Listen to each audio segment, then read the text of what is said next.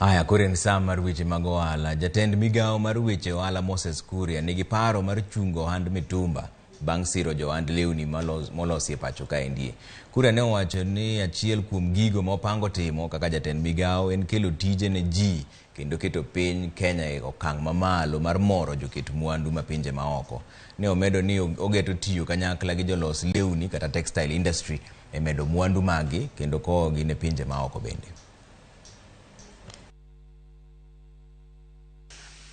Nobody wears mitumba because they want to wear mitumba. One, because they don't have enough disposable income. Two, because they don't have an alternative. And three, because they don't have jobs.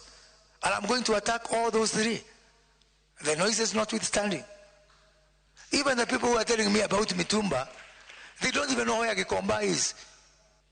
And I will create jobs. I'll ensure I create 5 million jobs in our textile manufacturing industry, including here in Remuru.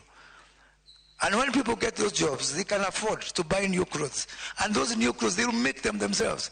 And I want to make every Kenyan, I want to give every Kenyan young woman and man an opportunity to be able to make their own clothes and sell the rest to Julians and the people of the United Kingdom.